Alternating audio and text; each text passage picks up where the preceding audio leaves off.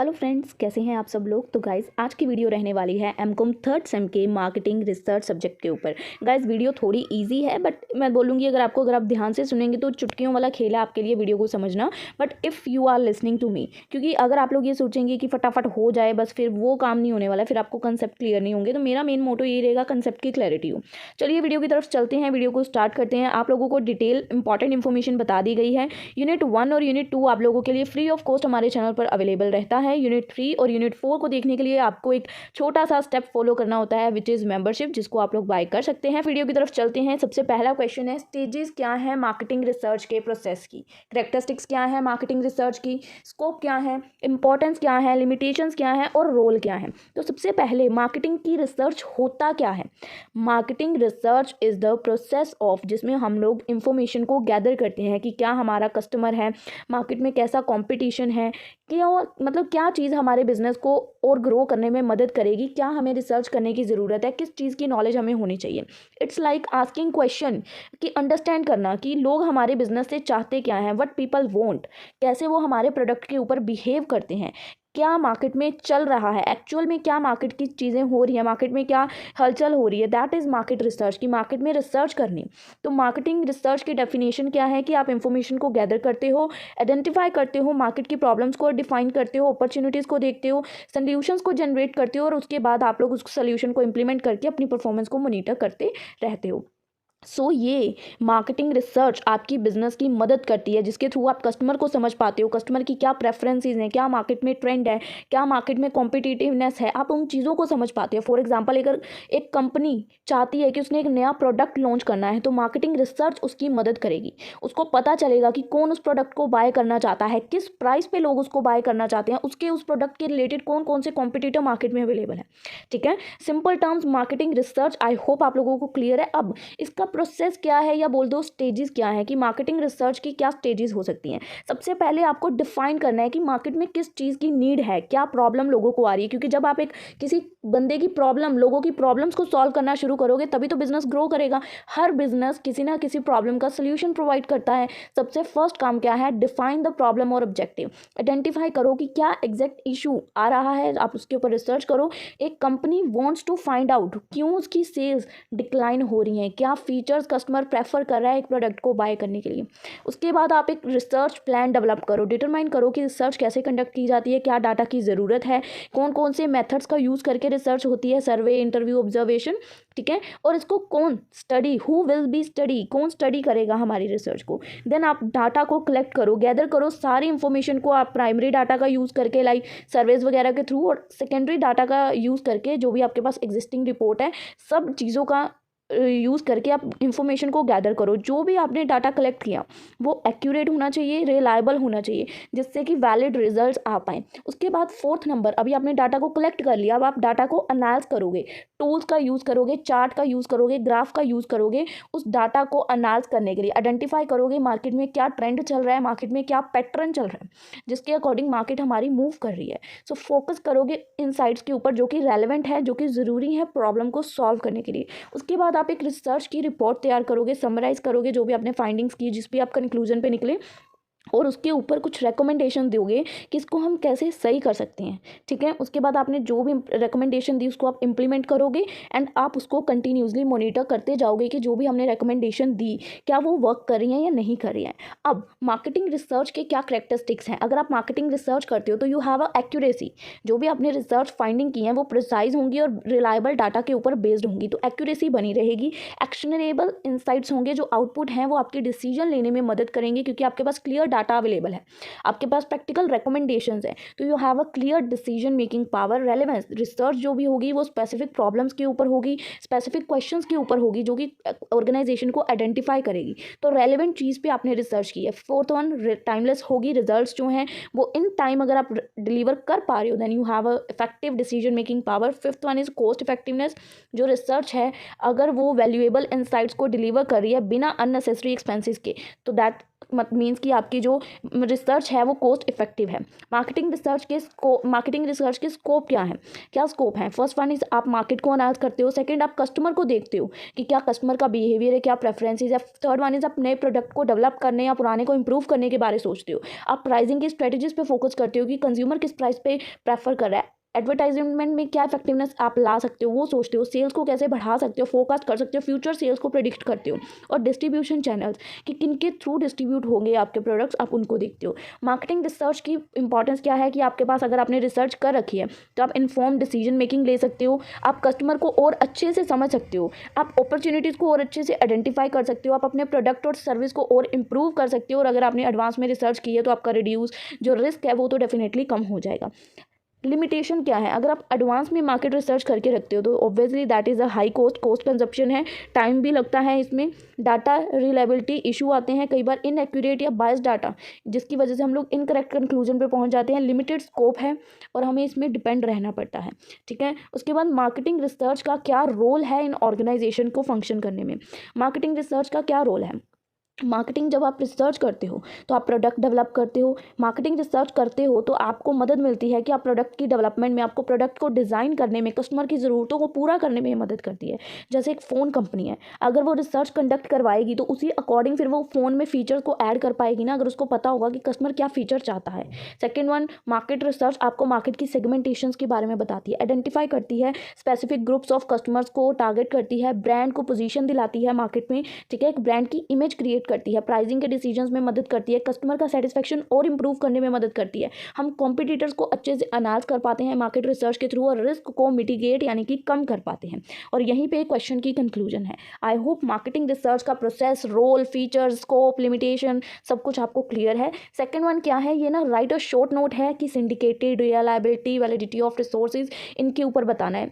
तो अब ना ध्यान से सुनना, ये छोटे छोटे पॉइंट्स हैं बट इनको मैंने डिटेल इलाबोरेट किया है थोड़ा ज़्यादा, बट आपको जितना रिलायबल लगे आप उतना पढ़िएगा। बट मैंने क्यों करवाया है, क्योंकि इनमें से भी कोई भी टॉपिक आपको पूछा जा सकता है कि जैसे अकेले सिंडिकेटेड पे क्वेश्चन पूछ सकते हैं या अकेले आपको मार्केटिंग इंफॉर्मेशन सिस्टम पे क्वेश्चन आ सकता है। इस वजह से मैंने ये पॉइंट छोटे छोटे ऐड किए हैं और बिल्कुल थोड़ी थोड़ी इन्फॉर्मेशन दूंगी, बट ऐसी ही दूंगी कि आप लॉन्ग क्वेश्चन अगर आ जाए तो वो भी अटेम्प्ट कर पाएंगे। ठीक है, सबसे पहले है सिंडिकेटेड रिसर्च। सिंडिकेटेड रिसर्च क्या होती है? Syndicated research is when a company collect data on a topic. जब कंपनी एक डाटा को कलेक्ट करती है किसी भी टॉपिक के ऊपर, लाइक कस्टमर क्या है, कस्टमर की प्रेफरेंसेस क्या है, क्या मार्केट का ट्रेंड है या क्या कंपटीशन है, और उस डाटा को आगे बहुत सारे बिजनेसेस को सेल कर देती है, दैट इज सिंडिकेटेड रिसर्च। यानी कि मैंने बहुत सारे टॉपिक्स के ऊपर रिसर्च की, डाटा कलेक्ट किया और अब उस रिसर्च की जो भी मेरे पास इंफॉर्मेशन कलेक्टेड है, आगे मैं उस इंफॉर्मेशन को बिजनेसेस को सेल कर रही हूँ। और बिजनेसेस मुझसे क्यों बाय करेंगे? क्योंकि उनका टाइम सेव होगा, उनको रिसर्च नहीं करनी पड़ेगी।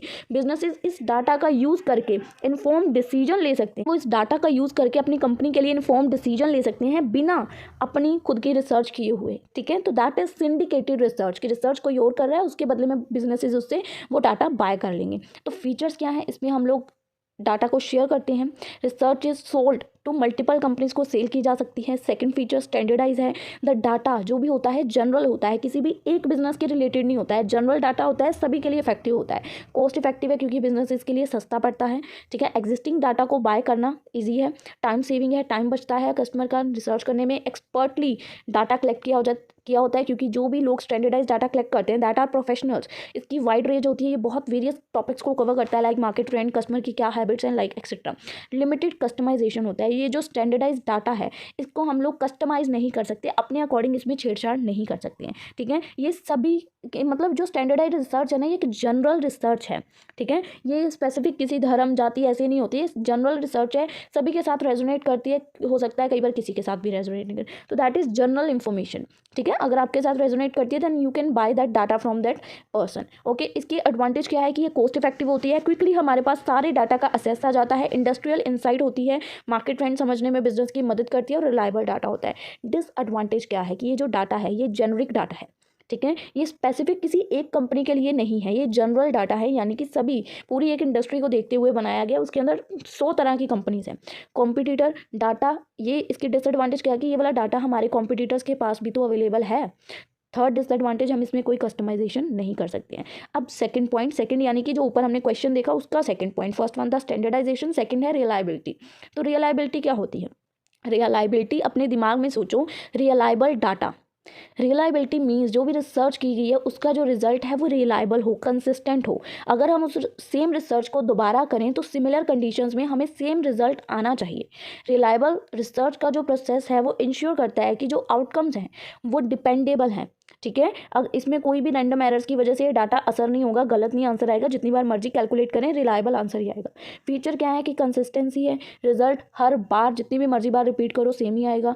रिप्रोडक्टेबल है, जो रिसर्च है redone with the same outcome की जा सकती है। ट्रस्टवर्थी है, not the same as accuracy. Reliability का मतलब ये नहीं है कि डाटा सही है, दैट इज कंसिस्टेंट। रिलायबिलिटी का मतलब क्या है कि जितनी बार मर्जी आप सेम प्रोसेस से करो आंसर सेम आएगा, but that does not mean कि डाटा इज करेक्ट। डिपेंडेबल है, गुड रिसर्च के मेथड्स हैं जो वो रिलायबल रिजल्ट्स देते हैं।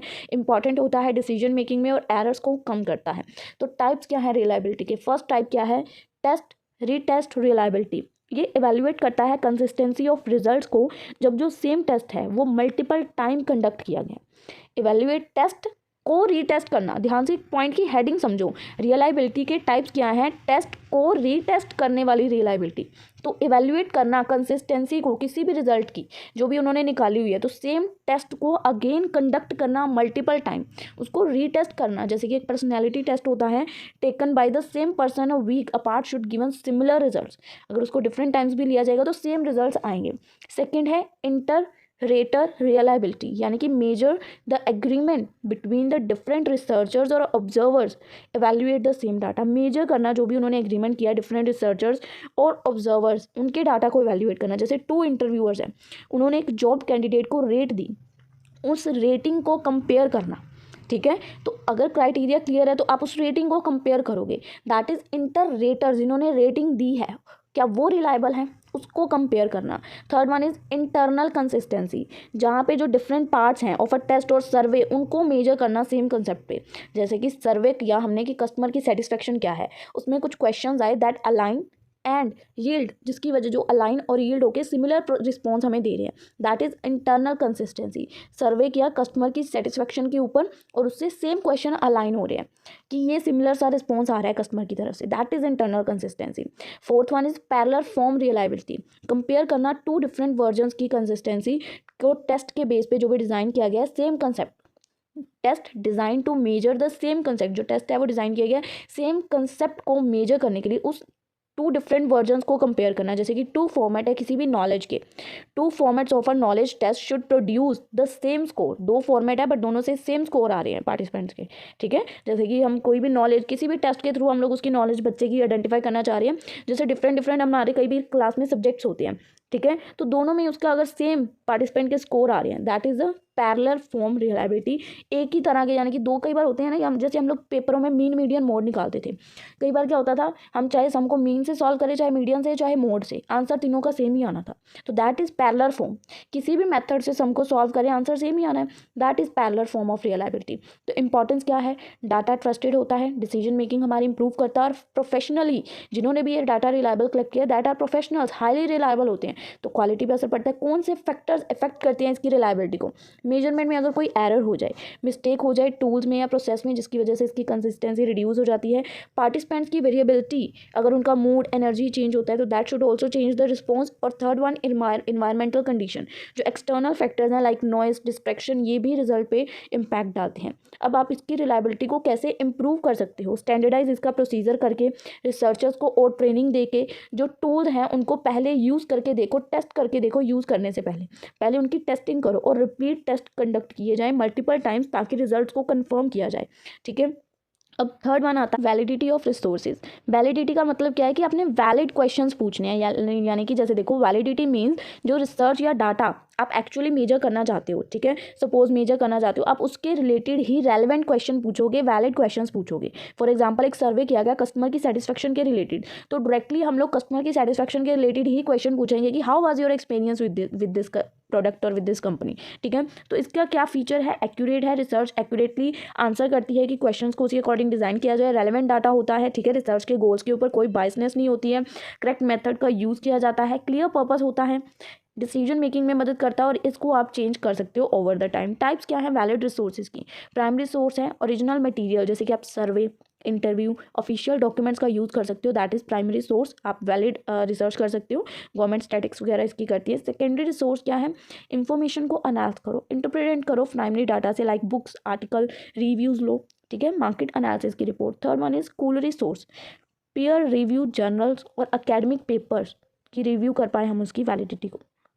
सो why validity of resource is important, क्योंकि हमारा रिसर्च एक्यूरेट आएगा, इन्फॉर्म डिसीजन ले पाएंगे, मिस इन्फॉर्मेशन को हम लोग अवॉइड कर पाएंगे और क्रेडिटेबिलिटी हमारी वर्क पे बढ़ेगी, यानी कि ट्रस्टवर्दी होगी, क्वालिटी होगी। So how to ensure validity of resources, author की क्रेडिटर को चेक करो, रिव्यू करो कि सोर्स की रेपुटेशन क्या है, क्रॉस चेक करो इन्फॉर्मेशन को, असेस करो कि टाइमलीनेस हो और ऑब्जेक्टिविटी को एवेल्यूएट करो।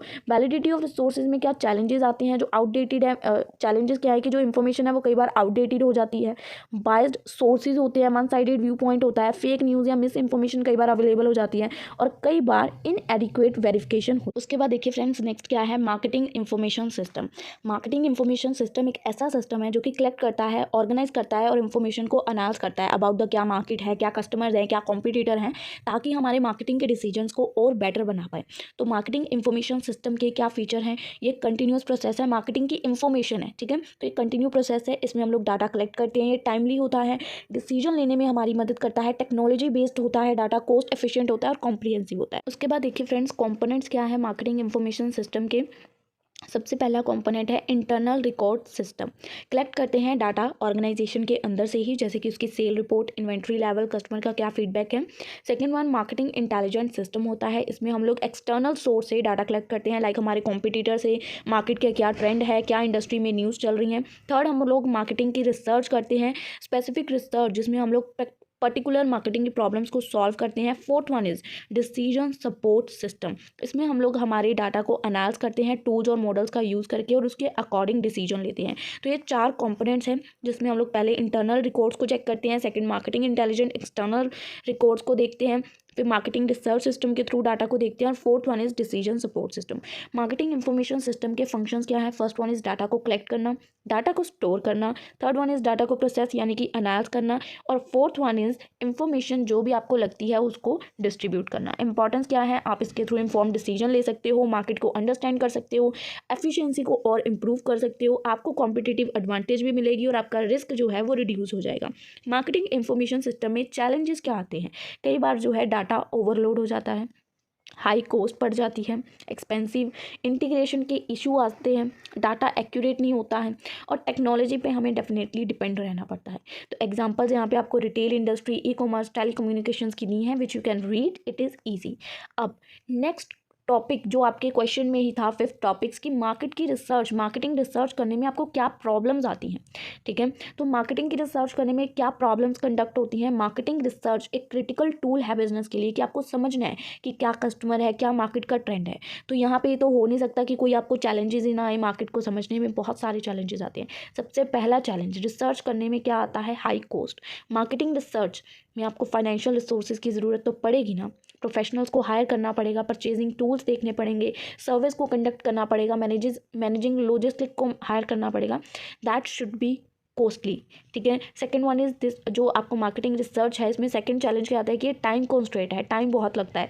Third one is limited respondent participation होती है, gaining response from the target audience कई बार चैलेंजिंग हो जाता है। अगर मैं सोचूं कि मुझे रिस्पॉन्स चाहिए कि 10,000 स्टूडेंट्स मेरी वीडियो पे रिएक्ट करें, that should be not possible, ठीक है ना। रिस्पॉन्स को गेन करना टारगेट ऑडियंस से कई बार चैलेंजिंग हो जाता है, स्पेशली नीच मार्केट्स में।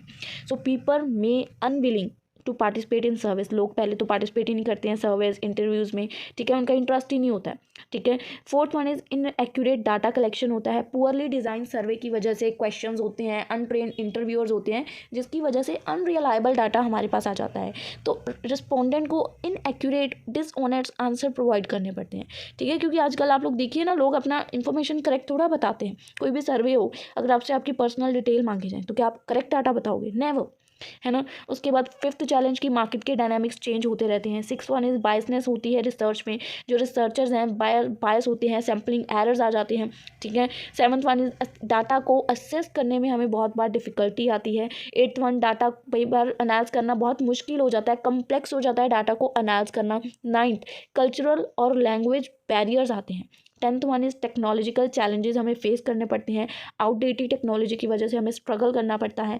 11th वन इज़ हमारे एथिक्स हमारे आगे आ जाते हैं, एथिकल और प्राइवेसी के कंसर्न जो कि हमें डाटा को यूज़ करने में डिफ़िकल्टी होती है। तो क्या स्ट्रेटजीज़ हैं कि हम इन चैलेंजेस को ओवरकम कर सकते हैं। सबसे पहले अपने बजट को प्रॉपर्ली ऑप्टिमाइज़ करो, आपके पास इफेक्टिव बजट होना चाहिए।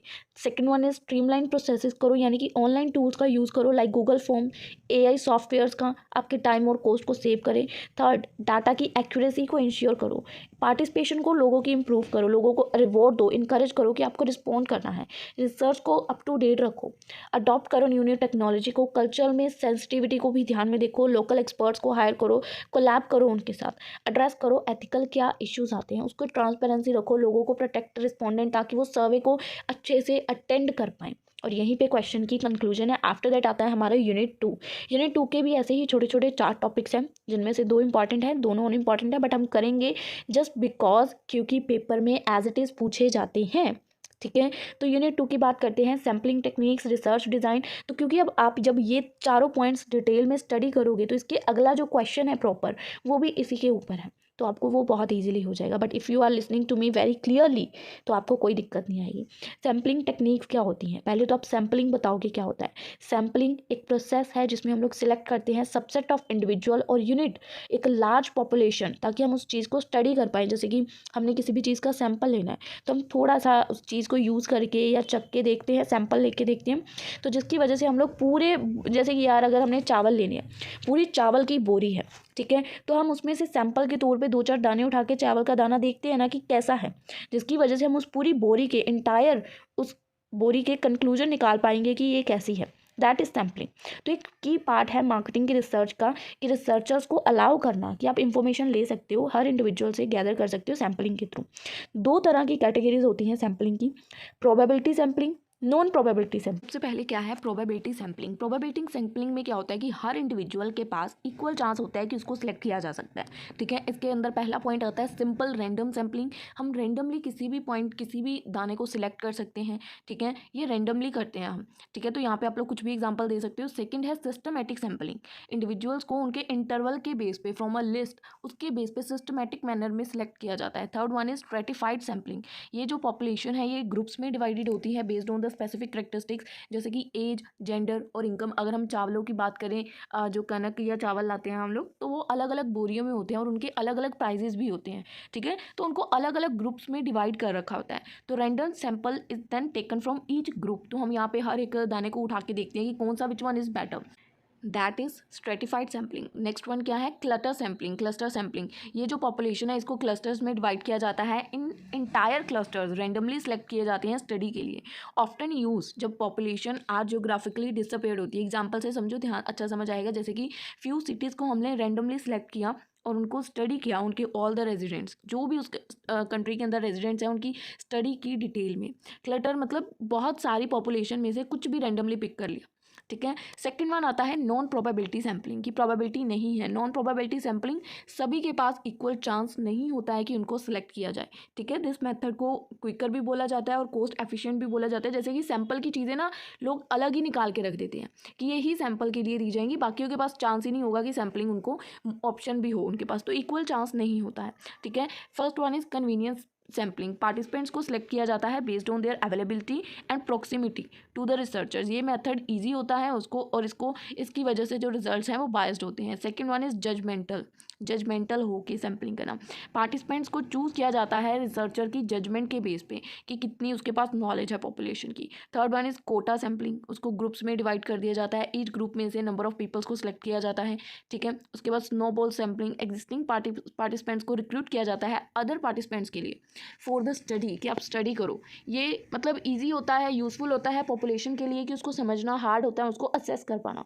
अब अगर यहाँ पे आप कंपैरिजन करके बता सकते हो कि प्रोबेबिलिटी सैम्पलिंग और नॉन प्रोबेबिलिटी सैम्पलिंग में क्या कंपैरिजन है, तो आप यहाँ पे इजीली इसको एक्सप्लेन कर अब उसके बाद आप यहाँ पे बता सकते हो कि सैम्पलिंग की इंपॉर्टेंस क्या है। सैम्पलिंग अगर देते हो तो कॉस्ट और टाइम एफिशिएंसी होती है, फिजिबिलिटी बढ़ती है, एक्यूरेसी मेंटेन रहती है और फोकस आपका सिलेक्टेड रहता है कि आपको किस पे फोकस करना है। तो यहीं पे क्वेश्चन की कंक्लूजन है कि सैम्पलिंग की टेक्निक्स क्या है। अब आते हैं, बात करते हैं रिसर्च डिज़ाइन के ऊपर कि रिसर्च डिज़ाइन क्या है।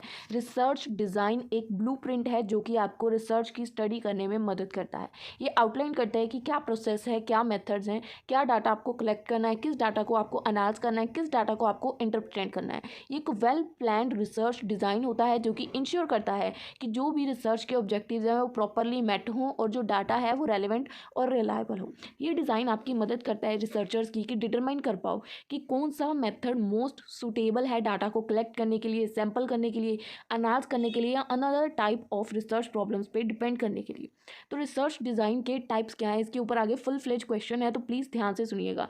रिसर्च डिज़ाइन के टाइप्स क्या हैं? एक्सप्लोरेटरी रिसर्च डिज़ाइन, डिस्क्रिप्टिव, देखो एक्सप्लोरेटरी कि आपको एक्सप्लोर करना है, exploratory means explore research design, descriptive means describe करोगे रिसर्च के डिज़ाइन को। थर्ड वन इज कैजुअल कि आप उसको कैजुअली लोगे। First one is exploratory, exploratory research is conducted when the researchers has limited knowledge about a problem. तो वहाँ पे वो लोग एक्सप्लोर करेंगे, यहाँ पे उनका एम है कि explore the problem more deeply, उसके इंसाइट्स को गैदर करना, फॉर्मुलेट करना हाइपोथेसिस फॉर फर्दर रिसर्च। यहाँ पे करेक्टरिस्टिक्स क्या है कि ये फ्लेक्सिबल है और ओपन एंडेड है क्योंकि इसको आपको और रिसर्च करनी है। ये आपको क्लैरिटी देगी कंसेप्ट के बारे में, अंडरस्टैंड करने में ईजी रहेगा और क्योंकि आप सेल्फ रिसर्च करोगे। ये आपको डेफिनेटिव कंक्लूजन प्रोवाइड नहीं करेगी बल्कि आपके लिए एक फाउंडेशन बता देगी, उसके आगे आपको खुद रिसर्च करनी है। इसमें मेथड्स क्या है कि आप फोकस ग्रुप के साथ रिसर्च कर सकते हो, इन डेप्थ इंटरव्यूज़ ले सकते हो, लिटरेचर रिव्यू कर सकते हो, केस स्टडीज़ देख सकते हो और पायलट स्टडीज़ कर सकते हो।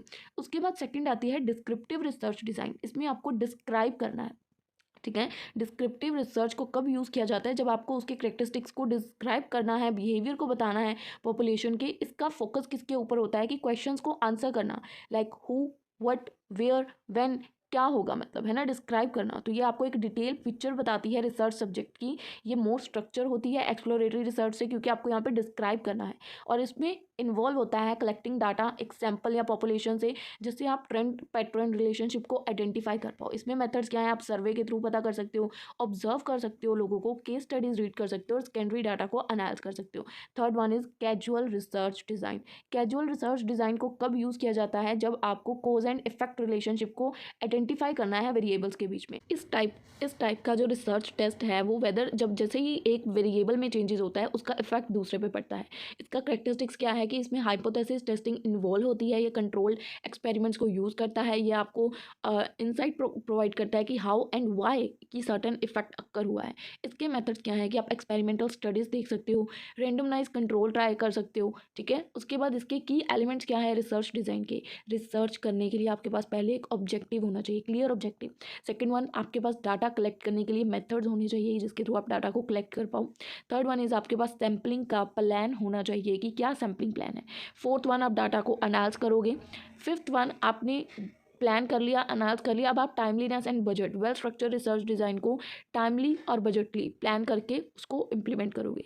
अब एक रिसर्च डिज़ाइन को डेवलप करने के लिए क्या स्टेप्स की ज़रूरी है? पहले तो आप एक प्रॉब्लम को आइडेंटिफाई करोगे कि क्या रिसर्च प्रॉब्लम आ रही है। देन आप लिटरेचर को रिव्यू करोगे, फॉर्मुलेट करोगे हाइपोथेसिस को अगर वो एप्लीकेबल है। देन आप रिसर्च का एक मेथड चूज़ करोगे, सैम्पलिंग का मेथड सेलेक्ट करोगे, डिज़ाइन करोगे जो भी डाटा कलेक्शन के टूल्स होंगे। देन आप डाटा को कलेक्ट करोगे, डाटा को एनालाइज करोगे, कंक्लूजन ड्रॉ करोगे और उसके ऊपर अपनी रिकमेंडेशंस बनाओगे। उसके बाद आप रिपोर्ट बनाओगे और उसके ऊपर अपनी रिकमेंडेशंस दोगे। अब डाटा तो हमने देख लिया कि रिसर्च डिज़ाइन क्या है। अब डाटा के टाइप्स क्या हैं? डाटा दो तरह का होता है, primary data, secondary data. Primary data जो है डायरेक्टली कलेक्ट किया जाता है from the source like survey, experiment और इंटरव्यूज़ के थ्रू। ये मोस्ट एक्यूरेट डाटा होता है, ये आपको स्पेसिफाई करता है कि क्या प्रॉब्लम्स है, किन पे आपको रिसर्च करनी है। सेकेंडरी डाटा क्या है? ये आप अपने एग्जिस्टिंग सोर्सेज से कलेक्ट करते हो, लाइक आपकी गवर्नमेंट रिपोर्ट, आपके प्रीवियस ईयर की रिसर्च, उसके बेस पे आप इसको कलेक्ट करते हो कि मतलब आपके पास ऑलरेडी अवेलेबल है वो डाटा, ठीक है। तो इसको मतलब कलेक्ट करना इजी है, ये लेस कॉस्टली है क्योंकि आपके पास ऑलरेडी पड़ा हुआ है पिछले सालों का। That is secondary data. Advantage क्या है? अगर आपका एक वेल स्ट्रक्चर रिसर्च डिज़ाइन है तो आपका पर्पस क्लियर है कि आपके पास क्लैरिटी ऑफ पर्पस है, आप अपने रिसोर्सेज का प्रॉपरली यूज़ कर पाओगे, आप रिप्रोडक्टिबिलिटी और वैलिडिटी का ध्यान रख पाओगे, उसको इंक्रीज़ कर पाओगे और बेटर डिसीजन ले पाओगे। अब रिसर्च डिज़ाइन में चैलेंजेस क्या आते हैं? डाटा को कलेक्ट करने में आपको डिफ़िकल्टी फेस करनी पड़ती है, टाइम कंस्ट्रेंट होते हैं, बजट की लिमिटेशन होती है और एथिकल कंसिडरेशंस आपको फेस करने। अब यहाँ पे पूछा गया है नेक्स्ट, सैम्पलिंग और नॉन सैम्पलिंग में एरर्स बताने हैं। तो सैम्पलिंग एरर क्या होते हैं और नॉन सैम्पलिंग एरर क्या होते हैं? Sampling error happen when the sample does not perfectly represent the whole population. जो सैंपल हमने दिखाया, जैसे हमने चावल के दाने का सैंपल लिया, पर वो पूरी बोरी को रिप्रेजेंट नहीं कर रहा है, दैट इज़ जिसकी वजह से हम लोग इनकरेक्ट कंक्लूजन पे आ जाएंगे, गलत चीज़ ले लेंगे। और नॉन सैम्पलिंग एरर कब होते हैं? Happen due to mistake in how the research is done, जैसे कि रॉन्ग डाटा या बायस्ड रिस्पॉन्स हमने प्रेजेंट कर दिया। तो फीचर क्या है सैम्पलिंग एरर के और नॉन सैम्पलिंग एरर के, यहाँ पे आप एक्सप्लेन कर दोगे। Next, sample and sample size की डिटर्मिनेशन। सैंपल क्या होता है? स्मॉल ग्रुप सेलेक्ट किया, लार्ज पॉपुलेशन में पूरी बोरी में से थोड़े से दाने लेके हमने सैंपल लिया। और सैंपल साइज डिटर्मिनेशन क्या होता है? डिसाइड करना हाउ मैनी पीपल और item should be sample for the research. ठीक है, कि कितना क्वांटिटी हम लेके टेस्ट करेंगे सैंपल को, कि हम 1 किलो चावल लेके उसको सैंपल के तौर पे टेस्ट करेंगे या 2-3 दाने उठा के टच करके ही हमें पता चल जाएगा कि वो चावल कैसे है। जस्ट मैं आपको देसी भाषा में समझाने की कोशिश कर रही हूँ कि सैम्पलिंग कैसे होती है। ठीक है, ठीक है। उसके बाद देखिए फीचर्स क्या हैं, यहाँ पे आप बता सकते हो सैंपल, एक आप लार्ज ग्रुप में से थोड़ा सा पीस उठा के उसको सैंपल देखते हो, सैंपल साइज, एक्यूरेसी, यहाँ पे आप बता सकते हो। अब देखो नेक्स्ट क्वेश्चन है, ध्यान से रीड करना कि रिसर्च डिज़ाइन क्या है, उसके टाइप्स क्या हैं, हमने ऊपर देखे हैं, उसके क्या कंपोनेंट्स हैं, डिफरेंस बताना है आपने। जो उसके टाइप्स थे ना, एक्सप्लोरेटिव एक्सप्लोर करना, डिस्क्रिप्टिव डिस्क्राइब करना, और कैजुअल रिसर्च डिज़ाइन, उसके बारे में आपको डिफ्रेंशिएट करना है। डिफरेंट मेथड्स की लिस्ट बतानी है प्राइमरी डाटा की। तो रिसर्च डिज़ाइन हमने ऊपर अभी किया। ठीक है, तो research design refer to the overall strategy और फ्रेमवर्क जो कि आपको गाइड करता है कि रिसर्च का क्या प्रोसेस है। ये आउटलाइन करता है कि कैसे आपको डाटा को कलेक्ट करना है, कैसे उसको मेजर करना है, कैसे एनालाइज करना है डाटा को। एक well structure research design ensure करता है कि वो वैलिड हो, रिलायबल हो और एक्यूरेट हो। तो टाइप्स क्या है? एक्सप्लोरेटरी, जिसमें आपको न्यू चीज़ों को एक्सप्लोर करना पड़ेगा, डिस्क्रिप्टिव, डिस्क्राइब करना पड़ेगा, और कैजुअल रिलेशन होगा दोनों वेरिएबल्स के बीच में। कंपोनेंट्स क्या है? रिसर्च का एक ऑब्जेक्टिव होना चाहिए, रिसर्च करने के लिए कोई क्वेश्चन होना चाहिए, डाटा कलेक्शन का आपके पास एक मेथड होना चाहिए, सैम्पलिंग का डिज़ाइन होना चाहिए। एग्जैक्ट हमने ऊपर किए हैं वही एग्जैक्ट सेम है। तो आपको टाइप्स का डिफरेंस बता देना है, एक्सप्लोरेटिव, डिस्क्रिप्टिव और कैजुअल में क्या डिफरेंस है। You can read, it is very easy. उसके बाद collective primary data through online method, इसके क्या मेथड्स हैं? ऑनलाइन सर्वे और क्वेश्चनरीज कर सकते हो, tools like Google form, surveys, type form, इनके थ्रू आप डाटा कलेक्ट कर सकते हो। ईमेल इंटरव्यूज़ ले सकते हो, वेब एनालिटिक्स कर सकते हो, ऑनलाइन फोकस ग्रुप बना सकते हो, platforms like zoom, Microsoft team. ठीक है, सोशल मीडिया में पोल्स, फीडबैक ले सकते हो, चैट बॉक्स का यूज़ कर सकते हो। That is the some methods. Okay, एक क्वेश्चन ना और पूछा गया है, what is the difference between primary और सेकेंडरी डाटा। मैंने आपको ऊपर आई थिंक रिसर्च डिज़ाइन के टाइप बताए थे कि 2 टाइप्स के रिसर्च डिज़ाइन होते हैं। That first one is primary, second one is secondary. Primary जो कि हम लोग न्यू डाटा कलेक्ट करते हैं, न्यू लेते हैं, और सेकेंडरी जो हमारे पास पिछले सालों का डाटा अवेलेबल होता है। ठीक है, so why is it prudent to obtain secondary data before primary data. क्यों हमें पहले सेकेंडरी डाटा जो हमारे पास अवेलेबल है उसको चेक करना पड़ता है नए डाटा को कलेक्ट करने से पहले, और उसके सोर्सेज। तो पहले आप बता दो कि प्राइमरी डाटा क्या होता है? जो हम डायरेक्टली कलेक्ट करते हैं रिसर्चर से फर्स्ट टाइम, जो भी उन्होंने स्पेसिफिक रिसर्च प्रॉब्लम पे स्टडी की होगी। ठीक है, वो डाटा ओरिजिनल होता है, न्यू होता है और स्पेसिफिक किसी पर्पस के लिए होता है। सेकेंडरी डाटा जो हमारे पास ऑलरेडी हमने कलेक्ट करके रखा हुआ होता है, जो हमने पहले पब्लिश किया हुआ होता है, जो हमारे पास पिछले सालों का डाटा अवेलेबल होता है। तो यहाँ पे आप इनका छोटा सा डिफरेंस बता के ये चीज़ कर सकते हो एक्सप्लेन, और क्यों पहले सेकेंडरी डाटा को चेक करना ज़रूरी है प्राइमरी डाटा के, क्योंकि हमें पता होना चाहिए ना सेकेंडरी डाटा कितना अवेलेबल है, क्या चीज़ हमारे पास अवेलेबल है, क्या हमने पिछले साल फ्री में दिया था, क्या हमें कम एक्सपेंसिव था, टाइम सेविंग है, फाउंडेशन एक बिल्ड करता है। ठीक है, तो ये ना क्वेश्चन इन्होंने रिसर्च डिज़ाइन वाले क्वेश्चन में से ही निकाल के आपको बना के डाला हुआ है, बट आपको कन्फ्यूज़ नहीं होना है। आपको पता होना चाहिए प्राइमरी डाटा और सेकेंडरी डाटा क्या होता है, सोर्सेज क्या है प्राइमरी डाटा के। आप सर्वे और क्वेश्चन के थ्रू न्यू डाटा कलेक्ट करते हो, इंटरव्यूज़ लेते हो, फोकस ग्रुप्स होते हैं। और सेकेंडरी डाटा का सोर्स क्या है? आपके पास आपकी बुक्स, अकेडमिक जर्नल्स पड़ी होती हैं, गवर्नमेंट की पब्लिकेशन, कंपनी के पुराने रिकॉर्ड्स, ऑनलाइन जो डाटा होता है, इंडस्ट्रीज़ की जो रिपोर्ट होती है, दैट इज़ सेकेंडरी डाटा। और यहीं पर ये वीडियो हो जाएगी जी वाइंड अप। आई होप मैं जो चीज़ें आपको समझाने की कोशिश कर रही थी, देखो यूनिट 2 में ना बहुत ज़्यादा ज़रूरी टॉपिक है रिसर्च डिज़ाइन। इसके ऊपर आपको क्वेश्चन देखने को काफ़ी हद तक मिलेंगे, ठीक है। तो रिसर्च डिज़ाइन सैम्पलिंग इसको अच्छे से करें। यूनिट 1 में से आपने देख ही लिया प्रोसेस वगैरह है इसका, ठीक है। तो क्वेश्चन को ना थोड़ा अगर आप समझ के करेंगे तो बहुत ईजी है। मुझे ज़ुबानी याद हो चुका है पढ़ाते पढ़ाते कि मैंने आपको क्या पढ़ाया। रिसर्च डिज़ाइन हमने करा, उसके पहले हमने मार्केटिंग रिसर्च के प्रोसेस करे, सैम्पलिंग करी, ठीक है। सैम्पलिंग की टेक्निक्स वगैरह हमने काफ़ी पॉइंट्स देखे, ठीक है। तो आपको ये चीज़ें क्या करनी है, सिंपल दिमाग में अगर कंसेप्ट समझ के बिठाओगे तो बहुत ईजी कंसेप्ट हैं, कुछ डिफिकल्ट नहीं है। मार्केटिंग रिसर्च के ऊपर बेस्ड है कि आप पूरी बुक में ना रिसर्च ही कर रहे हो, कोई प्रॉब्लम आ रही है उसको आइडेंटिफाई कर रहे हो, उसके ऊपर रिसर्च बिठा रहे हो। रिसर्च करने के लिए क्या क्या चीज़ों की ज़रूरत है, रिसर्च कब करोगे, जब आपके पास प्राइमरी डाटा और सेकेंडरी डाटा की आपको नीड है, ठीक है। तो बिल्कुल बेसिक चीज़ें हैं, तो अगर समझोगे तो बहुत इजी। रट्टा लगाना है तो फिर वो तो आपके ऊपर है। तो यहीं पे हम इस वीडियो को वाइंड अप करेंगे। मिलेंगे आप लोगों से हम लोग अपनी अगली वीडियो में, तब तक के लिए स्टे ट्यून, गुड बाय।